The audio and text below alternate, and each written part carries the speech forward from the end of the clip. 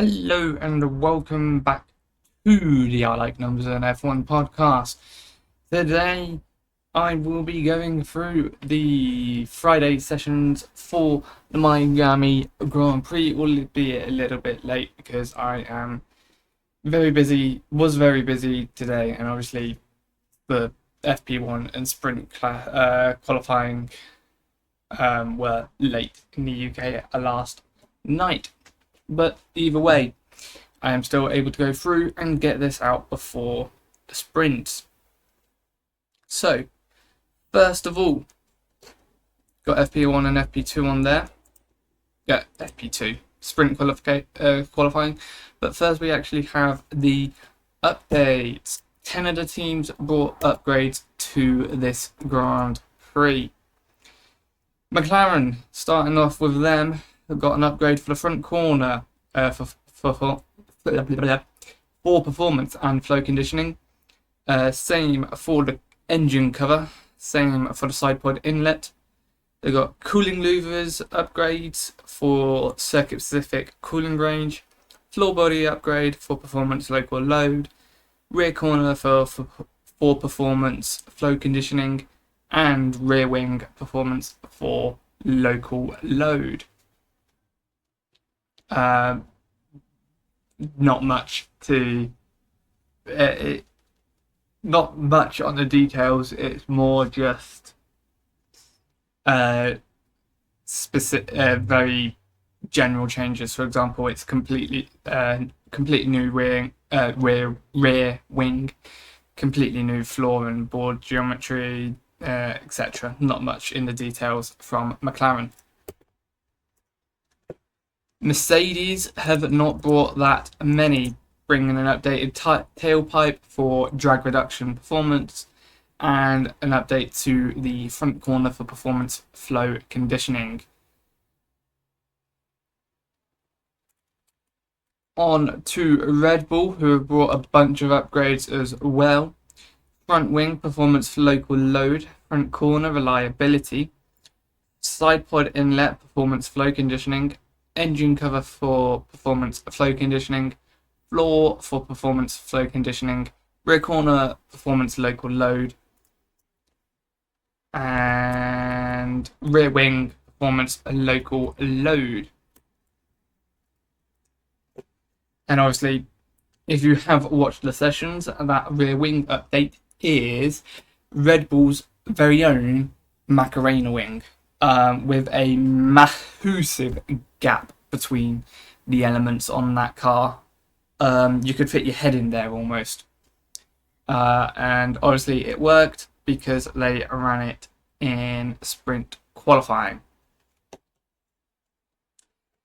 Ferrari have brought updates as well, bringing an updated front wing end plate for performance local load, front corner for performance flow conditioning, front suspension for performance flow conditioning, floor body for performance local load, floor edge for performance local load, diffuser for performance local load, rear suspension for performance local load, beam wing for performance flow conditioning, rear tail for performance local load, rear wing for performance drag reduction, rear wing end plate for performance flow conditioning. The rear wing update is not to do with Ferrari's Macarena stuff, because as mentioned in the China updates, they ran it there, but it was not included in the presentation submissions because they had it in Bahrain testing. So Ferrari do have the Macarena wing, and they have run it in the competitive session as well. So it'll be interesting to see how it does in the sprint, and obviously in the main race on Sunday. But a very good start for Ferrari. Hundreds, loads of updates from them. Similar a little bit with Williams. They've got floor for performance, general floor aerodynamic performance, Side pod for performance cooling capability and mid-body flow. Bodywork for performance rear flow delivery and cooling integration. Mirror assembly for performance local flow conditioning. Tailpipe bracket for performance rear flow. RIS fairings for performance rear flow and integration. Rear brace wing for performance rear flow and integration. So a bunch of updates for Williams, hopefully for their sake some weight saving as well. It looks like they've improved a little bit, but not much, so they've still got a lot to do, but it's a good start for them. Haas have also brought updates. Rear corner, no, it's not Haasnet. Why have I got this in the wrong way around?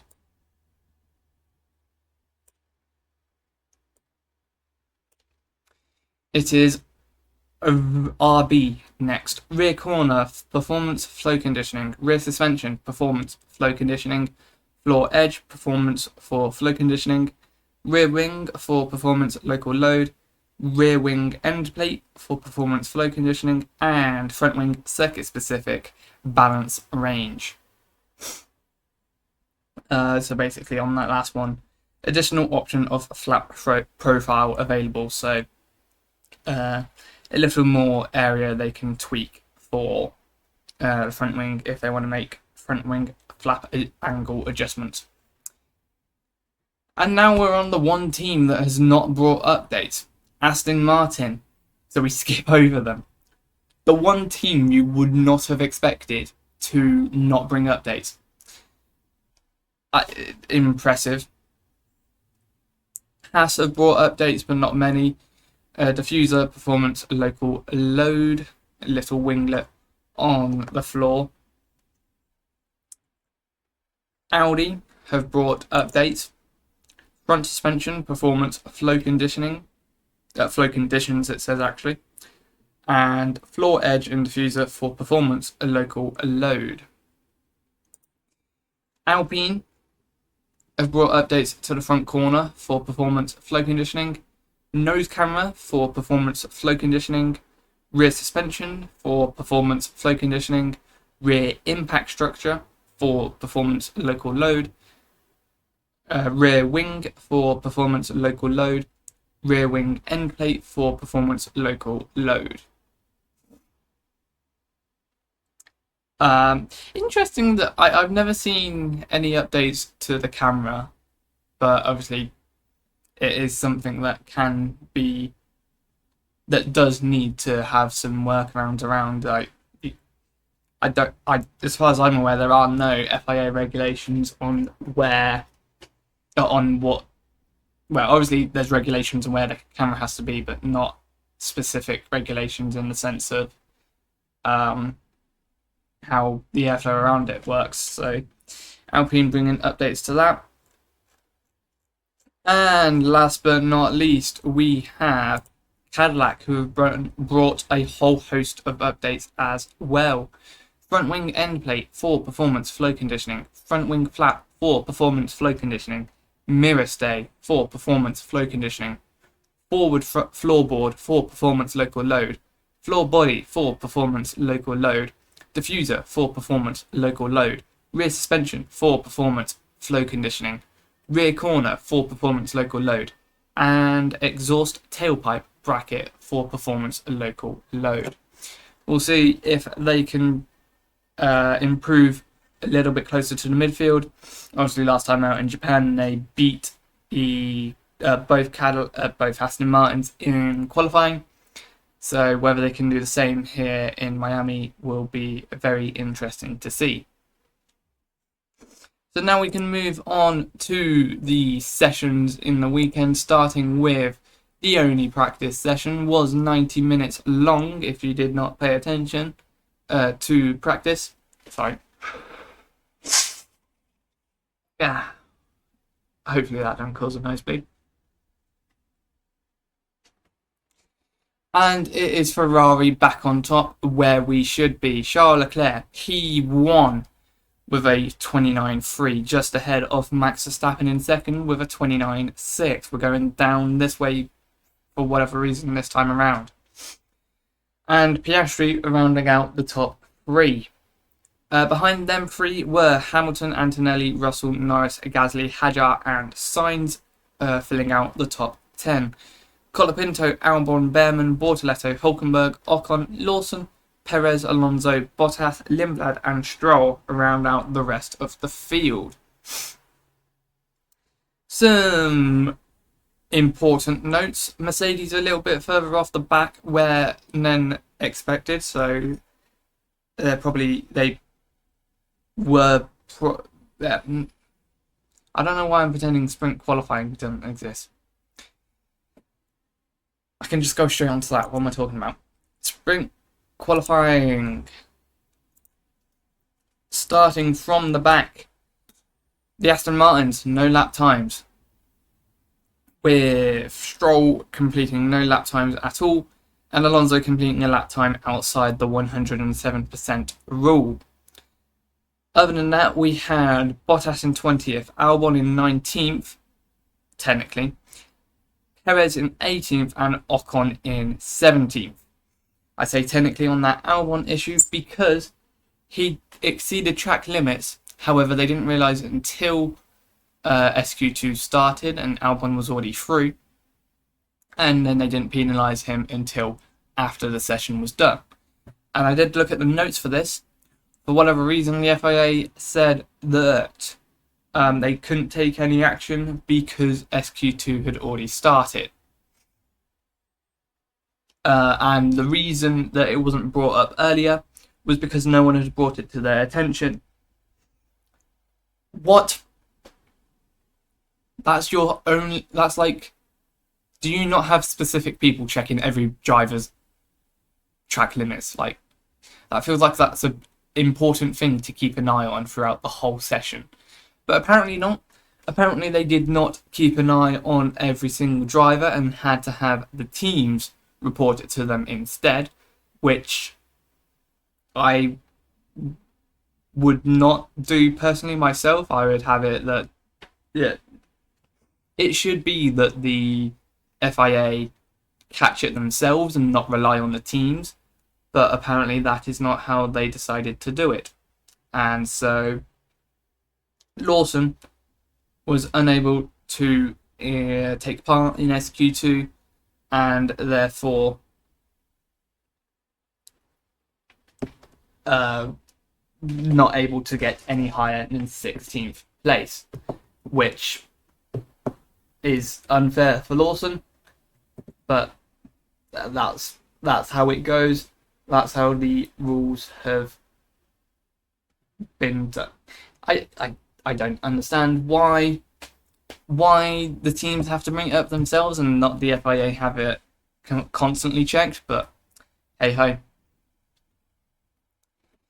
Next up is SQ2, which has Lawson 16th, Lindblad 15th, Sainz 14th, Behrman 13th, Hulkenberg 12th, and Gabi Bortoletto in P11. Very good job from the Audis getting 11th and 12th. See if they can try and push forwards a little bit to get into the points for the sprint. RBs are a little bit down the order again. Will it be interesting to see if Lawson can do his usual thing of climbing into the points and scoring some. Sainz, congratulations on being the first Williams to out-qualify a couple of the midfield cars this season. I don't think... Yeah, Albon didn't do that in Australia. So it'll be interesting to see if I don't remember where Albon got in the end, but it'll be interesting to see how that goes in the main qualifying, whether Albon can get up there with Sainz and get into SQ2, but we'll have to wait and see. Obviously, the sprint first later in a couple of hours. On to the final part of sprint qualifying, we have Gasly P10, Hadjar P9, Colapinto P8, Russell P7, Hamilton P7, Russell P6, Verstappen P5, Charles Leclerc P4, Oscar Piastri P3, Kimi Antonelli second, and Lando Norris taking sprint pole position. Few things there. Mercedes are not as quick as they used to. They obviously didn't bring as many upgrades, if you paid attention, but I did not think it would be this far down the order. Obviously George in 6th,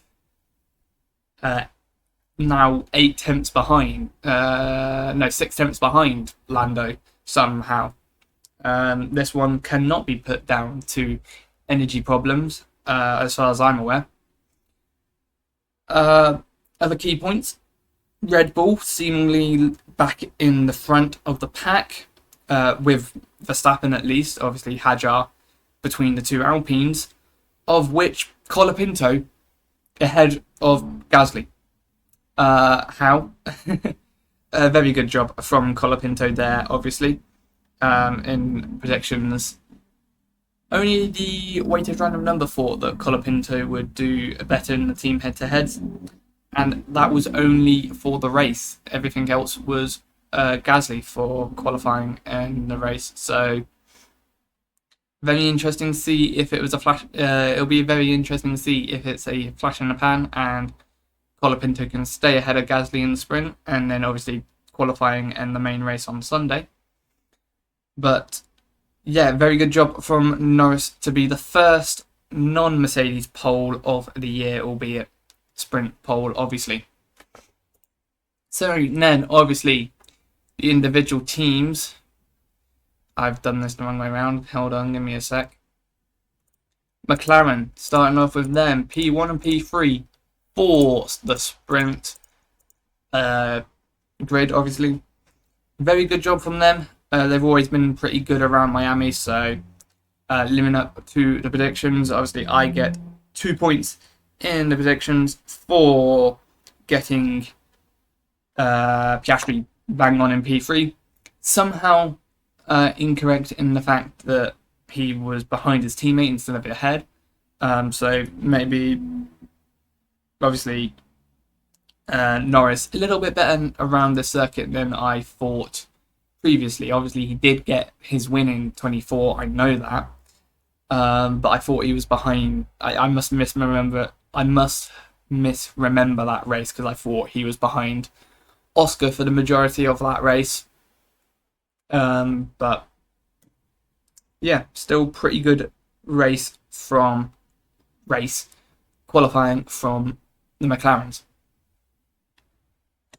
Mercedes, as I've said, a little bit further back than expected, somehow losing all of their advantage, and they're going to have to work hard to try and claw some of that back in the sprint.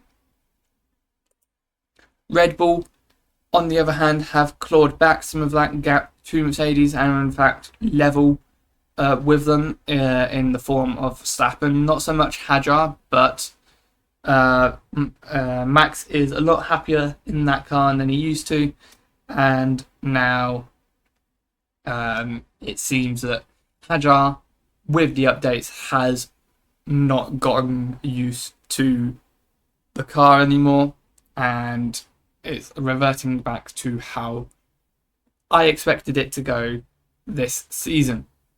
Obviously, not so much as a problem as previous seasons.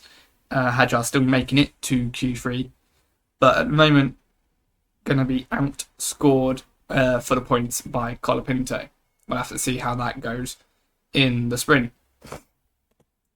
Ferrari making updates and getting ahead of the Mercedes with one of their cars, albeit not ahead of both of the Mercedes. So still improvements to go to them.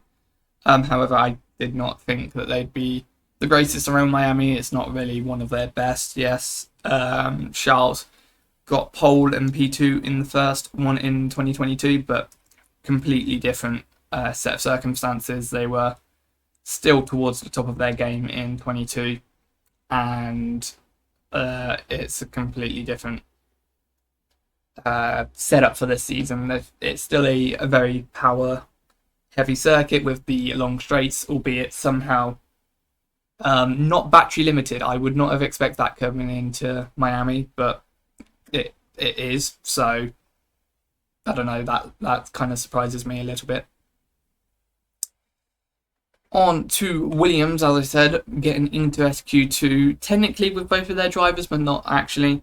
So for the first time this season, which is a very good job from them. We'll have to see if they can maintain that heading into the sprint and then main qualifying today, because I'm doing this a little bit late and I've slept. So yeah, very good job. Good improvement from them there. RB have not really fallen necessarily per se, but they are now looks to be behind Williams, but kind of expected. Although I would have expected their upgrades to do a little bit better, but they've not, and they have fallen to the back of the midfield behind Williams so far. Aston Martin, seemingly worse than when they left in Japan. Neither of their drivers making the 107% rule for the first time this season, but they will both be able to start in the sprint, obviously, because they've done enough in previous races and FP1. So yeah, I don't know what happened to them. I think Stroll did attempt a lap, but I think he might have got track limits in anyway, but then just never did another lap. So I don't know. And then even so for Alonso, just nowhere near even the 107% rule, let alone the Cadillacs in front with Bottas in 20th. So very weird from them. Haas, decentness with Behrman in 13th. Ocon, a little bit disappointing with 17th. However, it's just they seemingly have not used the 5 weeks to their advantage and have lost out on some crucial positions for the sprint. So it's unlikely that they will get points from there, but a couple DNFs, a couple did not start, and they can definitely improve from there. Audi up next, on the other hand, have replaced seemingly Haas in their position, with both of them getting to 11th and 12th, just missing out on Q3 by a couple of hundredths to Gasly, with Bortoletto 200ths to Gasly and Hulkenberg 400th to Gasly. So very interesting improvement from them. Obviously with Alan McNish taking over from Wheatley during the 5 week break. So very, very useful 5 week break from them and put it to good use. Alpine have also put the 5 weeks to good use. More so on Colapinto's side, obviously got Colapinto getting through to SQ3, but still a very good job from the whole team to get both of their cars into SQ3, and a couple of mistakes from the front runners, and they could get themselves well into the points for a double points finish. In the sprint, unlikely, but if they can continue this into qualifying, they could look very good for some double points in the actual race. And last but not least, Cadillacs. Obviously a little bit hard to judge where they are. However, Perez being 100th behind Ocon is a very good job from him. Seemingly only the one run based on this final classification, only doing 3 laps. That does include include in-lap, out-lap, and flying laps. So 3 laps is 1 run. So interesting from Perez to only do the 1 run. But yeah, still about 2/10-ish away from SQ2 anyway. But they've seemingly improved, and it's a very good job. Bottas a little bit further back, as I expected. I expected Perez to be a lot better around here, and seemingly is so far. And now, obviously, on to the individual drivers, starting with Stroll. I don't know what happened. Just nowhere in, like, just did not do anything in SQ1. Yeah, ran wide, locked up, and the massive lock up at the final corner. Took some time. From there, pitted and just didn't do a lap. Really weird. I don't know why they didn't just use another set of tyres. I guess they don't have another set. Fernando Alonso, in a similar boat, not at least able to get some laps in the sprint qualifying, but not actually able to get any representative laps. Saying Honda have made some improvements on the vibrations, but they're still lacking pace. A lot of pace, judging by that, but I don't think that's their true performance. I think they went quicker in FP in practice. Valtteri, the last of the representative drivers, saying that the car feels better, so that's good. Definitely gained some load, especially in the high to medium speed. They still need to take further steps, but the feeling is better and they're heading in the right direction. So they may be a little bit off pace, but they are closer, which is a very good job. As I said, in the main Cadillac one, a little bit odd that he is a little bit further off his teammate, but I think it could be circuit specific. I don't think Valtteri's ever gone well around here. So, I mean, to be fair, he has only ever been in the Sauber here before.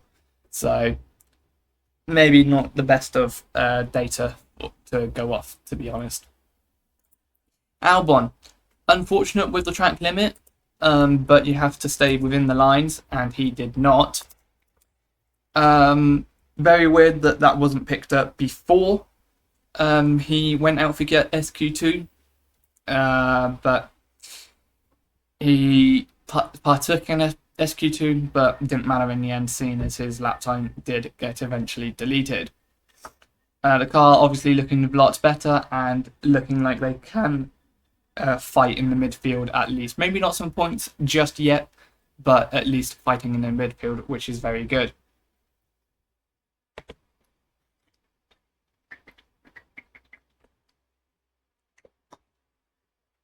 Checo Perez, a very good job from him. Obviously, ahead of a Cadillac, but no, he is in a Cadillac. Ahead of a Williams, but obviously not quite representative because of the track limit deletions. However, close to Esteban in the Haas, which is a very good job from him. So, Perez and the Cadillacs obviously making improvements, just like the Williams. Not enough to get into the midfield just yet, but they are looking very close, and maybe a weekend or two. I mean, they've got 3 weeks to Canada, so maybe by Canada they can improve to be in that midfield pack, just like Williams did this weekend. However, it remains to see. Obviously, medium tyres in SQ1, so it could be different in the main qualifying later today. Esteban Ocon, very shock surprise from him to be knocked out in SQ1, but he was. I don't believe there were issues with him.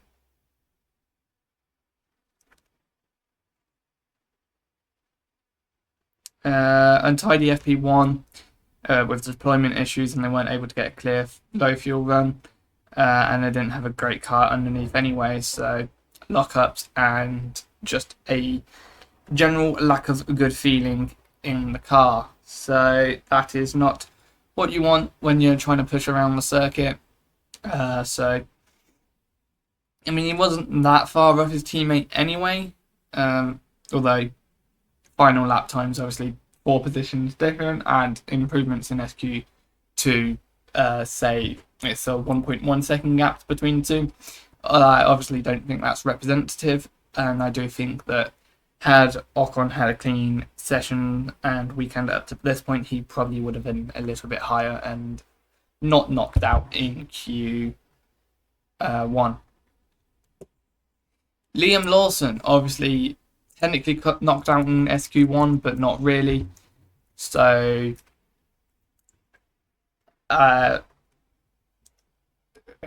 classified actual 16th. Unfortunate in Q1, saying that they didn't have the sprint quality that they were hoping for. Misplaced the garage exit, which led them to be further back on track, and they didn't have a strong outlap either. And then had a flat spot and destroyed the tyre on the first lap, and driving the second lap with a flat spotted tyre led to too many vibrations. The cars improved from the morning session, but they'll take positives from that into the sprint and the qualifying. Yeah, a little bit off the pace compared to where I would have expected him to, but he is there with his teammates, so it's not entirely unrepresentative. But I do think he is the better driver at the moment, and probably should have been a little bit higher up had he been able to partake in SQ2. Speaking of his teammate, Arvid Lindblad doing a good job once again getting through to SQ2, but not able to get much further than that, qualifying behind Sainz's Williams, and it looks like he's not going to be able to replicate his point scoring form from the first couple of races, seeing as RB have seemingly dropped back a little bit coming into this weekend. Carlos Sainz and Williams, though, have made steps forward and have got themselves well into Q2 for the first time this season. Very good job from them, and obviously very good job from Sainz to be the one that is the Williams into Q2. Whether they can replicate this in qualifying later and then try and convert that into some good points in the race on Sunday remains to be seen. But it's a very good start, and they might be able to challenge for points later on in the European rounds. Hopefully for their sakes they can, and even sooner. Ollie Behrman able to get P13, a little bit off the pace compared to the previous couple of weekends, but at least it isn't knocked out in SQ1 like he was in Japan. So it's a good start there. However, they are a little bit back off the pace and not in SQ3, saying it's been a tough day, hottest conditions that they've driven the cars, and it's posed a few challenging to put the car on the limit, and it's been a bit unpredictable, plus low speed corners everywhere, and he's been struggling to find a balance that he can trust and push with. They made a step from FP1 to quali, so he's happy about that, and they need another step of that big into the sprint and main quali. They've got the potential to score points, obviously being in the midfield, probably not in the sprint, but if they can get a little bit better of a qualifying in the main one, they could probably definitely challenge for points in the main race, obviously. Audi drivers are up next, the both of them next to each other for the first time this season. A very good job from Nico to get P12.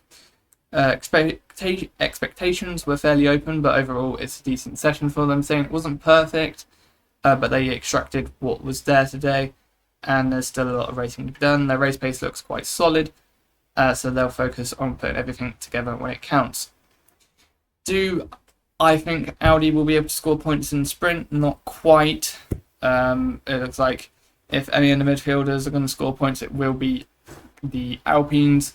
However, there are 8 points scoring positions, so if more than 2 of the front runners drop out, it looks like it is going to be the Audis that can be the ones that fill out the other spots if they're available. So very good job from them. just need to replicate this form again in the main qualifying so they can they have a better chance of scoring points when there are more points available in the main race.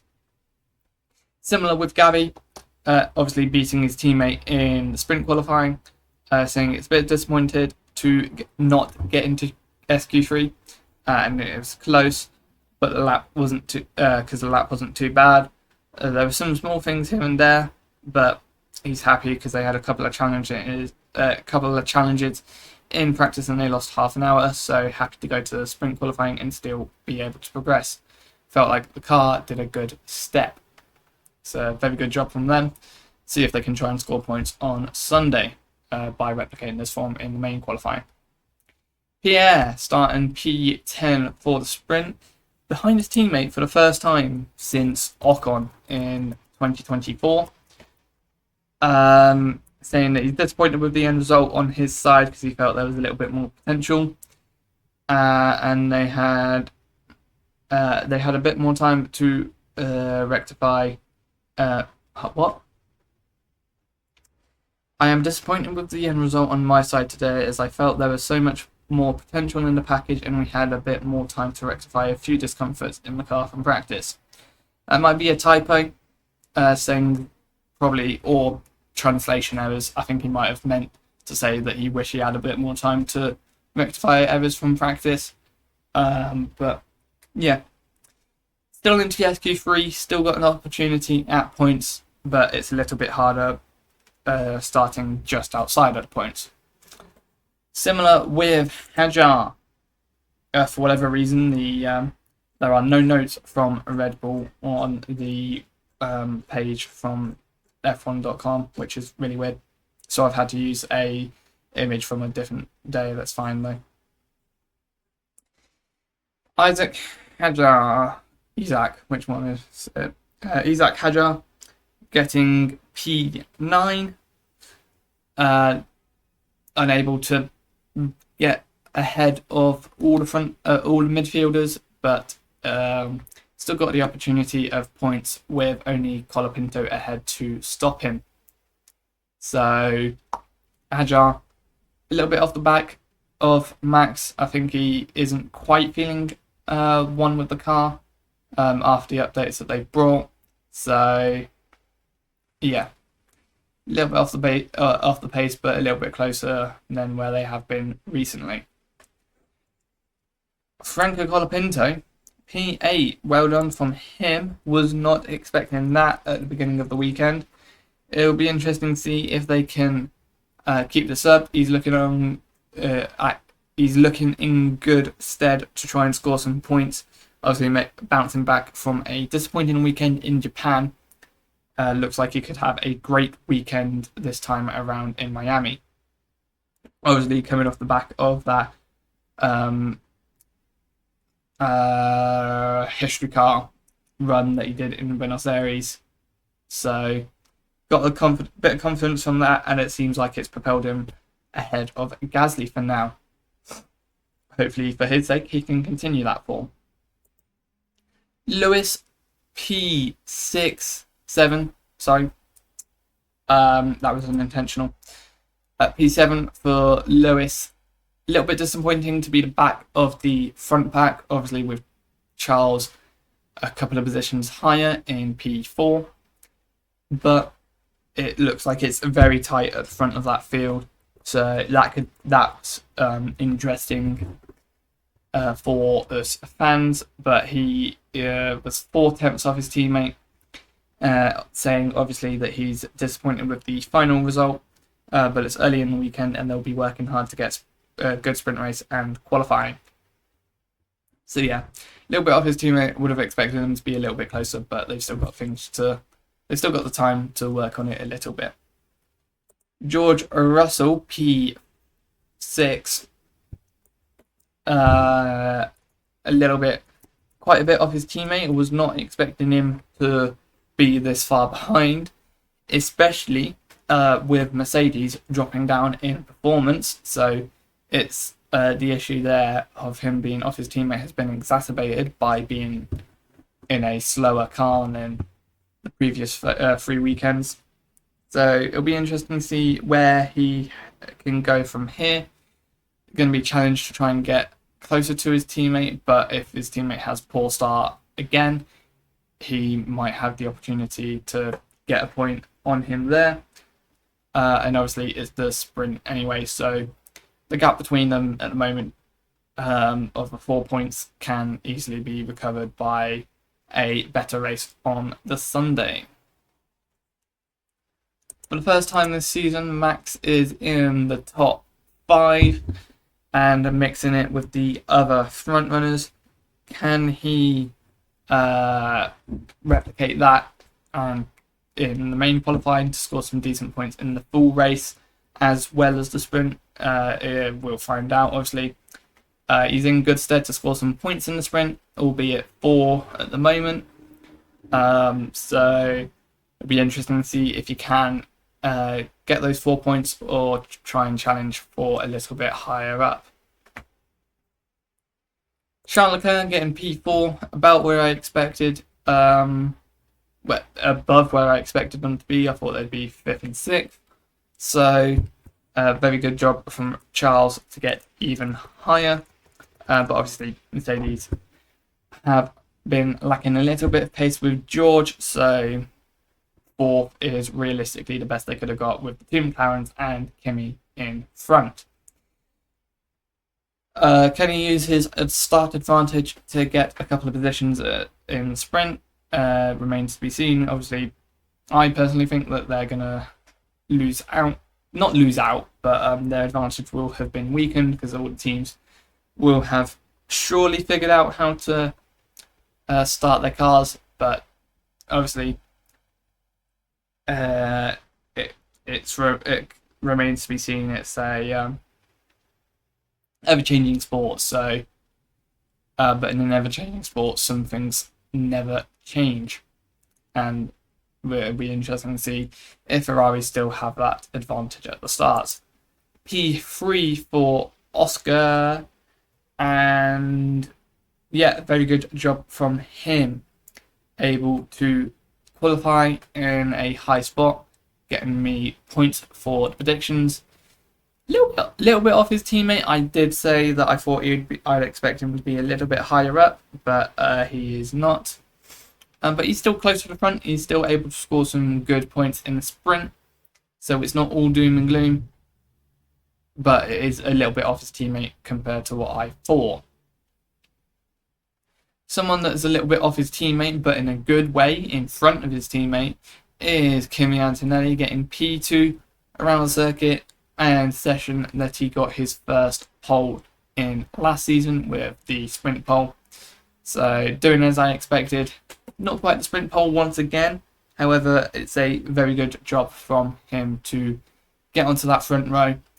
Can he get a good start in the sprint and maintain that P2 is a different question, but hopefully for his sake he should, because he's had the 5 weeks to try and work on it. If he still has a poor start, then I don't know what's going to help him. And last but not least, our pole position man for the sprint, Lando Norris. Very good around here, getting his first victory in 2024, sprint win in 2025, and P2 in the main sprint, in the main race in 2025. Did expect him to be behind his teammate, but he is not, and he has taken that full advantage to go and grab sprint pole. Can he turn that into a win in the sprint and turn it into a good qualifying, obviously, and then main race to get the actual win? Remains to be seen, but he looks like he's got the potential to do so, and I would not bet against him that heavily for the main race on Sunday, looking at this pace. But we'll have to wait and see for the sprint to see if that McLaren has got the race pace to win. Now, that is all for today. For whatever reason, the F1 website does not show any quali or expected race pace, so I have none of those images to show. So that is all for today, and not quite in time for the F2, but just about, almost. No, hold on. Is it at 3:30? Might be 3:30. No, it's 15:15, isn't it? Just in time for the F2. So that'll give us a good idea of how good it's going to be in the actual sprint. So yeah, well, that'll be interesting. But other than that, that is all from me. Join me again tomorrow for the Saturday wrap up. Hopefully a little bit earlier, but I might still be busy a little bit. And hopefully join me again, and then probably not Sunday night, because the race will finish 11 p.m. my time, and I'm not going to stay up to wait for the team reactions for it. So yeah, join me then on Monday for the main race recap. So yeah, other than that, bye.